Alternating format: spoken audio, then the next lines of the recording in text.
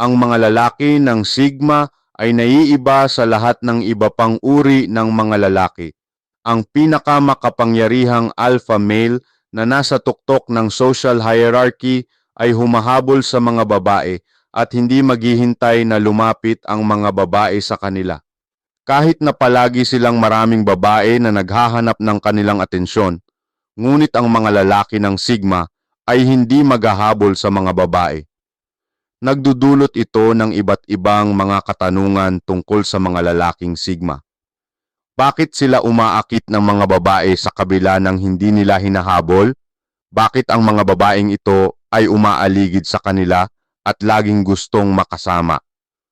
Upang masagot ang mga tanong na ito, kailangan munang maunawaan kung bakit hindi hahabulin ng mga lalaki ng Sigma ang mga babae. Panoorin hanggang dulo para matuklasan ang dahilan kung bakit hindi hahabulin o ipaglalaban ng mga Sigma na lalaki ang mga babae. Ika-1. Gustong-gusto nilang mag-isa. Ang mga lalaking Sigma ay hindi tinatawag na mga loner nang walang dahilan. Gustong-gusto nilang mag-isa at mahilig gumawa ng mga bagay nang hindi kinasasangkutan ng iba. May posibilidad silang hindi habulin ang mga babae dahil naniniwala sila na ang mga babae ay maaaring maging distraction sa kanilang pagiging produktibo at ang paghabol sa mga babae ay nangangahulugan na hindi na sila mag-iisa at magkakaroon ng oras para sa kanilang sarili. Palaging misteryoso ito sa mga babae dahil pakiramdam nila ay may kakaiba sa mga lalaking Sigma na nagpapaiba sa kanila sa lahat ng iba pang lalaki. Para sa mga lalaking Sigma, ang paghabol sa mga babae ay isang pag-aaksaya ng oras at mas gugustuhin nilang gugulin ang kanilang oras sa paggawa ng mga bagay na pinaniniwalaan nilang produktibo at mas magiging kapaki-pakinabang sa kanila. Gusto lang ng mga lalaking Sigma na makasama ang kanilang mga kaibigan na matulungan sa kanila sa anumang proyektong kanilang ginagawa. Karaniwang wala silang maraming kaibigan at ang kakaunting kaibigan na mayroon sila ay pinili batay sa kanilang karakter at antas ng katalinuhan. Kung ang sino mang babae ay hindi akma sa pamantayan ng Sigma na lalaki, ang babae ay hindi hahanapin ng Sigma na lalaki. Iilan lamang sa mga kababaihan na maaaring magkasya sa mga inaasahan ng mga Sigma na lalaki ay matatagpuan sa paligid ng mga Sigma na lalaki. Ang sinumang iba pang kababaihan na hindi akma sa kategoryang inaasahan mula sa isang Sigma na lalaki ay hindi papansinin dahil sila ay magiging isang minus o pag-aaksaya ng pagsisikap para sa Sigma na lalaki. Dalawang masyadong madrama ang mga babae. Isa sa mga pangunahing dahilan kung bakit mas gusto ng mga Sigma na lalaki na mapag-isa at hindi sumali sa buhay panlipunan ay ang hindi nila gusto ang stress at hindi kinakailangang drama. Mas gusto nilang gawin ang mga bagay nang hindi naglalabas ng drama mula sa iba't ibang tao. Gayunpaman, iba ang mga babae. Ang mga babae ay laging gustong magdrama sa bawat sitwasyon. Kung ang mga bagay ay hindi nangyayari sa paraang gusto nila, sa halip na makahanap ng naaangkop na solusyon sa sitwasyon, sila ay madalas na mag-react ng malaki. At ito ay palaging nakakainis sa mga lalaking Sigma. Nauunawaan ng mga lalaki ng Sigma na sa bawat sitwasyon ay dapat mayroong solusyon. At sa halip na magreklamo o managhoy kapag nahaharap sila sa anumang hamon, mas pipiliin nilang magsimulang maghanap ng naaangkop na solusyon sa partikular na hamon na iyon. Ang makakita ng ibang tao na nagrereklamo o nagdrama kapag sila ay dapat na naghahanap ng inaasahang solusyon sa sitwasyon ay nakakairita at nagagalit. Ito ang dahilan kung bakit mas gusto ng Sigma male na lumayo sa mga babae para hindi makatagpo ng hindi kinakailangang drama sa panahon ng proyekto o paggawa ng anumang ginagawa nila. Kung minsan, ito ay isinasaalang-alang sa pamamagitan ng pagpapabaya sa mga tao, ngunit ang mga lalaking Sigma ay walang pakialam sa kung ano ang sinasabi ng mga tao tungkol sa kanila. Ang tanging iniisip nila ay ang pagkamit ng kanilang mga layunin at pagtupad sa kanilang mga pangarap. Kapag naayos na iyon, hindi na sila maaabala sa mga sinasabi ng mga tao. Ang drama ay palaging nakakagambala sa kanilang mga layunin dahil ang drama ay nagdudulot ng hindi kinakailangang atensyon at hindi ito maganda para sa pagkakakilanlan ng mga lalaking sigma na mas gustong gumawa ng mga bagay ng mag-isa. Ikatlong nakaraang karanasan sa kababaihan. Ang katotohanan tungkol sa mga lalaking sigma ay laging gustong mapag-isa ay hindi nangangahulugang ayaw din nilang makipagrelasyon sa mga babae. Ang ilan ay gumawa ng mga hakbang patungo sa pakikipag-ugnayan sa mga kababaihan. Gayunpaman, kapag nakita na nila ang ilang mga katangian ng mga kababaihan na dumudurog sa kanilang mga puso, sila ay titigil sa muling hakbang patungo sa kababaihan. Ang ilan sa mga dahilan kung bakit ang mga babae ay pumupunta sa kanila ay dahil sa kung ano ang maaari nilang pakinabangan mula sa mga lalaki na sigma.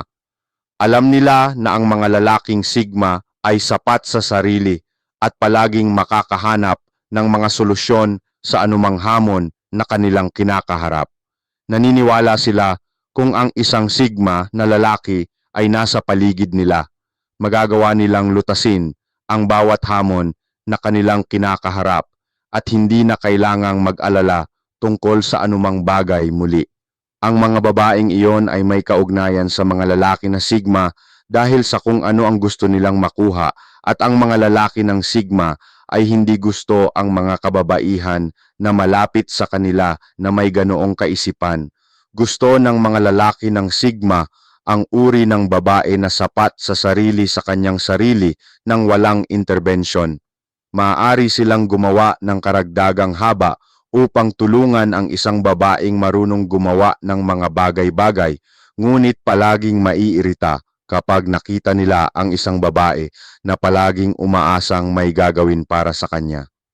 Gayon din, hindi nila gusto ito kapag ang mga kababaihan ay nararamdaman na may karapatan sa kanila at nais na umasa sa kanila dahil lamang sila ay mga goal-getters. Gustong-gusto ng mga lalaking sigma ang kanilang kalayaan. Ang nag-iisang lobo ay hindi gustong matali ng sinuman. Ikaapat na alam nila na ang mga babae ay mahilig sa atensyon at palaging nais na maglaan ng oras na labis nilang pinahahalagahan. Ang mga lalaking sigma ay hindi gustong managot sa sinuman at ang pagiging nasa isang relasyon ay nangangahulugan na kailangan nilang sabihin sa kanilang kapareha ang lahat ng kanilang mga galaw. Kung ang isang sigma na lalaki ay may proyektong dapat isagawa at kailangan niyang gumugol ng dagdag na oras sa trabaho o maglakbay kahit saan, ang isang sigma na lalaki ay karaniwang hindi gugustuhing humingi ng pahintulot ng sinuman bago gawin ito. Gayunpaman, ang pagiging nasa isang relasyon ay nangangahulugan na ang lahat ng kanilang mga galaw at schedule ay dapat malaman ng kanilang kapareha na nagpaparamdam sa kanila na parang isinuko na nila ang kanilang kalayaan sa isang babae. Ang mga lalaking sigma ay hindi kailanman ipaglalaban ang isang babae. Alam na ang pagkakaroon ng babaeng iyon ay nangangahulugan na isinasakripisyo nila ang kanilang mahalagang kalayaan para sa babaeng iyon. Lahat ng kalayaang iyon na gumugol ng mga araw na nag-iisa. Lahat ng kalayaang iyon na tumuon sa mga proyekto ng hindi nababahala sa sinuman. Mawawala ang lahat ng kalayaang iyon at nakakatakot sa mga lalaking sigma. Pinahahalagahan nila ang kalayaang iyon at natatakot na hindi sila maging kung ano ang nakatakda sa kanila kapag nawala ang kalayaang iyon. 5. Gusto nilang maging misteryoso at hindi mahuhulaan. Ang pagiging misteryoso at hindi mahuhulaan ay ang pagsubok ng mga lalaking sigma. Nagpasya silang huwag igalang ang social hierarchy at palaging balewalain ang imbitasyon na sumali dahil ayaw nilang malaman ng mga tao kung sino sila. Halos lahat ay sinusubukang malaman ang tunay na sarili ng isang Sigma male dahil nagpapakita lang siya kapag kailangan niyang ipakita at hindi kapag gusto ng lipunan na ipakita niya.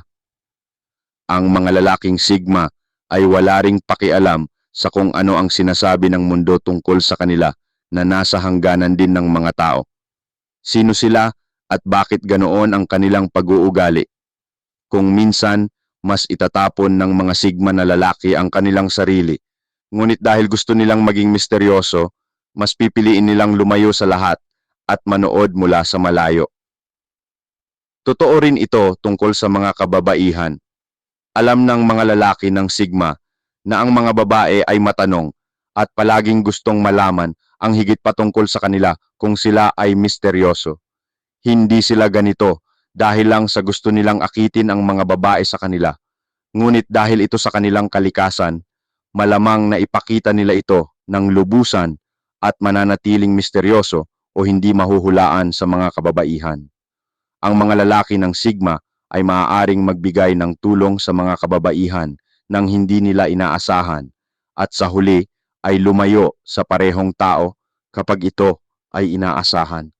Gusto nilang manatiling misteryoso sa kapwa lalaki at babae. Ayaw nilang mawalan ng halaga. Ang pamantayan ng mga lalaki ng Sigma ay hahanapin ng lahat at hindi ang kabaligtaran. Gagawin nila ang lahat sa kanilang makakaya upang maging pinakamahusay sa kanilang ginagawa upang kaya nilang tumayo ng mag-isa nang hindi nangangailangan ng anumang tulong mula sa iba. Ngunit kapag ang mga tao ay nangangailangan ng mga profesional na tulad nila, sila ay tatawagin. Ang nag-iisang lobo ay nagbibigay din ng mataas na halaga sa kanilang sarili at naniniwala na kapag nagsimula silang makipaglaban para sa sinumang babae, nagsisimula silang mawalan ng kanilang halaga. Ang lipunan at panlipunang mundo ay nagpapaniwala sa mga kababaihan na kailangan nilang habulin at ipaglaban. At dahil ang mga lalaki ng Sigma ay hindi gustong sumunod sa mga alituntunin ng panlipunang mundo, mas pipiliin nilang manatili at gawin ang kabaligtaran ng kinakatawan ng mundo ng lipunan. Gusto nila ng eksklusibo at karaniwang relasyon. Ang mga lalaking Sigma ay loner ay hindi nangangahulugan na sa huli ay ayaw na nilang magkaroon ng isang relasyon.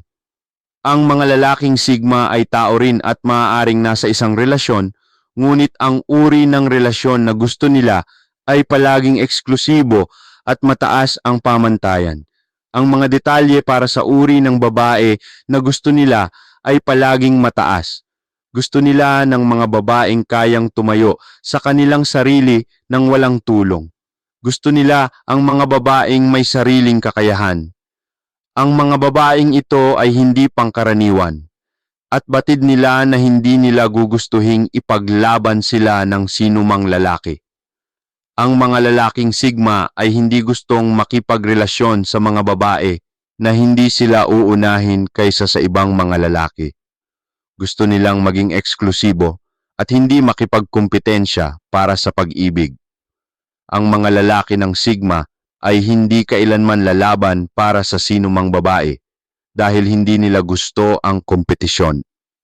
Ang tanging kompetisyon na gusto nila ay ang kompetisyon sa loob ng kanilang sarili upang maging mas mahusay.